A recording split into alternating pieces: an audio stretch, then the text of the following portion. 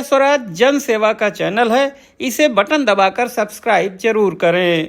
नमस्कार दोस्तों, मैं doctor Satyakant Trivedi consultant psychiatrist Bhopal से हूं और आज मैं एक बड़े विशेष मुद्दे पर आपसे बात करने के लिए आया हूं। आप देख रहे होंगे कि इस समय लॉकडाउन चल रहा है और लॉकडाउन को लेकर के आप मीडिया में खबरें पढ़ रहे होंगे, डोमेस्टिक वायलेंस की खबरें आप पढ़ रहे होंगे। आपने अगर चीन के बारे में पता किया होगा या कई दूसरे देशों के बारे में पता किया हो जहां पे लॉकडाउन काफी लंबा चला था, वहां पर आप देख रहे होंगे तलाक के मामले या जो कपल्स हैं उनके बीच में झगड़े काफी बढ़ रहे हैं और रिश्तों में दरार आ रही है। तो कैसे हम इसको रोक सकते हैं और क्या इसकी रेमेडीज हो सकती हैं कि हम ऐसे रिश्तों को टूटने से बचा सकें।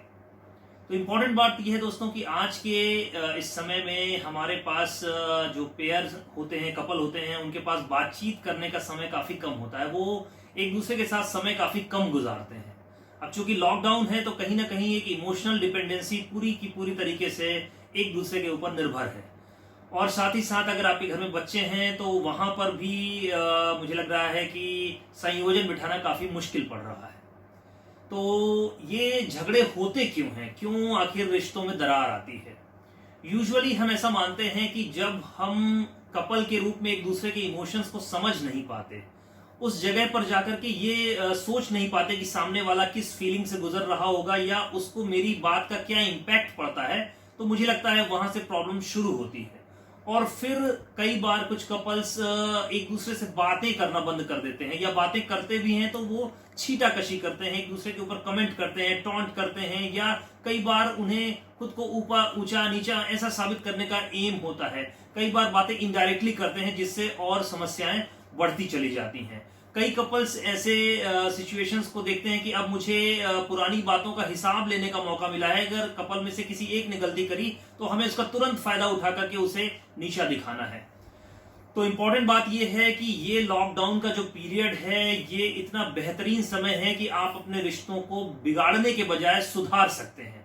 और कोई भी रिश्ते में जो सुधार है वो बेस्ड होता है अच्छे संवाद पर, अच्छे कम्युनिकेशन पर।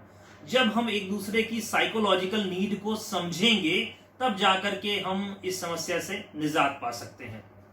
तो इंपॉर्टेंट बात यह है कि आपको एक अच्छा लिसनर बनना है अपने स्पाउस के लिए, दोनों के लिए ही। यहां पर किसी भी प्रकार का कोई लिंग भेद नहीं है। महिलाओं की जो मन में समस्याएं चल रही हैं, जो भी उनके मन में बातें हैं, आप उनको ईज प्रोवाइड करिए। जो भी आपकी वाइफ्स कह रही हैं, और सेम वाइफ्स के लिए लागू होता है कि हस्बैंड जो भी कह रहे हैं आप उनकी पूरी बातें समझें, उनके शूज आप पहन करके देखें कि उनके मन के भाव क्या हैं, तब जाकर के बात बनना शुरू होगी। एक दूसरे का मुझे लग रहा है यहाँ पर सम्मान करना बेहद जरूरी है। और ऐसे समय में जिम्मेदारियां बढ़ जाती हैं, तो काम को लेकर के यहाँ पे किसी भी प्रकार का लिंग भेद नहीं होना चाहिए। कार्यों को आप डिवाइड कर सकते हैं, चाहे वो फ्लोर की मॉपिंग हो या वॉशिंग हो, कुछ भी काम हो, बच्चों की देखरेख हो। कई बार मुझे ऐसा लगता है कि हम चाहते हैं कि हम अपने काम में बिजी रहें, हम सेल्फ सेंटर्ड रहें और दूसरा ही उस काम को संभाले। तो यहाँ पर ऐसा नहीं चलने वाला, क्योंकि लॉकडाउन का पीरियड मुझे लगता है बढ़ भी रहा है। और वैसे भी ओवरऑल रिलेशनशिप को लेकर के हमें हमेशा इस बात से सचेत रहना चाहिए कि हमें अपनी जिम्मेदारी निभानी होगी। और जब कभी भी आपकी बातचीत या बहस हो तो वहां पर हमें अपना जो एम है वो लड़ाई को या बहस को जीतना नहीं बनाना है। जब कभी भी हम बहस जीतते हैं तो रिश्ता मरता जाता है। तो एक सिंपल टिप अगर मैं कहूं रिश्तों को बचाने की या रिश्तों को सौहार्दपूर्ण चलाने की, कि हमेशा बहस को आप हारने की कोशिश करें। कपल में से हर हर हर पर्सन बहस को जितना हारेगा उतना ज्यादा रिश्ता जीतेगा। तो यहाँ पर हम 1 to 1 ना करके एक यूनिट के रूप में उसे बचाने का प्रयास करना है। तो संवाद हुआ। दूसरा, कभी भी एक दूसरे के ऊपर शुड और नेवर ऐसे डायरेक्ट शब्दों का जो इनफ्लेक्सिबल है, जो रिजिड शब्द हैं, उनका उपयोग नहीं करें। हमेशा बातचीत के दौरान एक फ्लेक्सिबिलिटी रखें विचारों को लेकर के, क्योंकि यूजुअली रिजिडिटी की वजह से वो व्यक्ति पर्सनल लेता है उन कमेंट्स को और प्रॉब्लम बढ़ती चली जाती है।